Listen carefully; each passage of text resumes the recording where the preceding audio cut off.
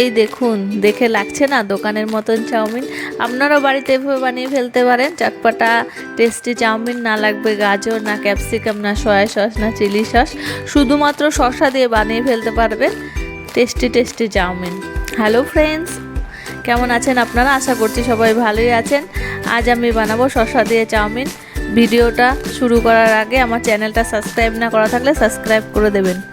আমি নিয়েছি এখানে শসা, পেঁয়াজ, লঙ্কা, ডিম, ম্যাগি মশলা আর টমেটো সস।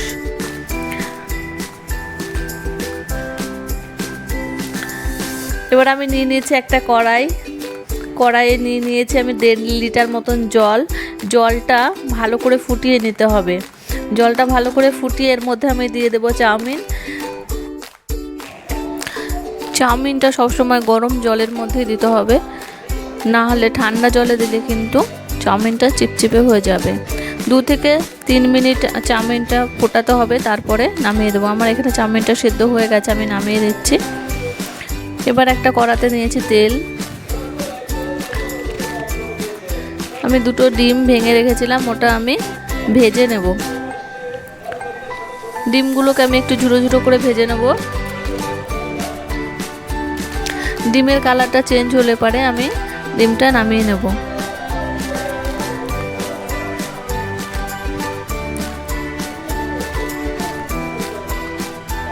একটা চামচে করে আমি ডিমগুলোকে একটু ভেঙে ভেঙে নিচ্ছি। ডিমটা ভাজা হয়ে গেছে, এবার আমি এটাকে নামিয়ে নেব। এবার আমি এর মধ্যে দিয়ে দিলাম পেঁয়াজ। পেঁয়াজগুলো একটু ভাজা ভাজা হওয়ার পর আমি এর মধ্যে দিয়ে দেব কাঁচা লঙ্কা। কাঁচা লঙ্কাটা দিয়ে দিয়েছি। এবার এটাকেও আমি একটু আরও কিছুক্ষণ ভাজবো। এবার আমি দিয়ে দিয়েছি শসাটা আমি কিন্তু খোসা সমেত রেখেছি। এবার আরও কিছুক্ষণ ভাজবো।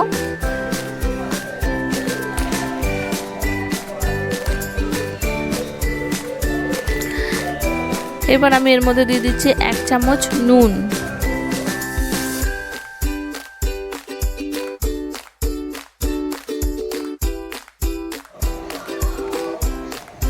দিয়ে দিচ্ছি গোলমরিচের গুঁড়ো।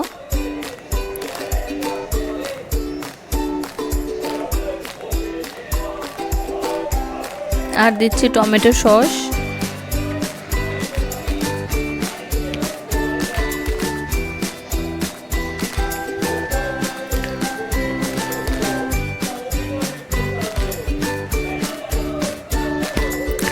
এবার দিচ্ছি ম্যাগি মশলা।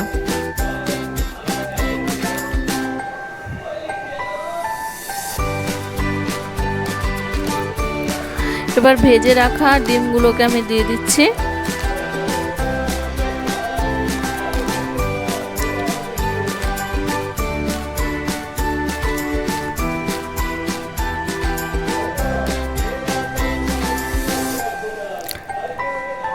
এবার আমি দিয়ে দেব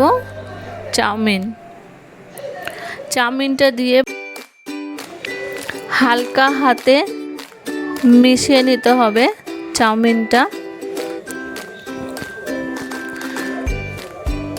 হালকা হাতে না করলে চাউমিনটা কিন্তু ভেঙে যাবে। অনেক সময় বাড়িতে ক্যাপসিকাম, গাজর কিছুই থাকে না, তো তখন আপনারা শসা দিয়ে বানিয়ে ফেলতে পারবেন চাউমিন। খুব ভালো হয় খেতে।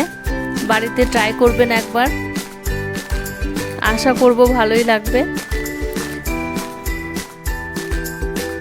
আমার আজকের ভিডিওটা যদি আপনাদের ভালো লাগে, ভিডিওটাতে লাইক করবেন, শেয়ার করবেন আর আমার চ্যানেলটাকে সাবস্ক্রাইব করবেন।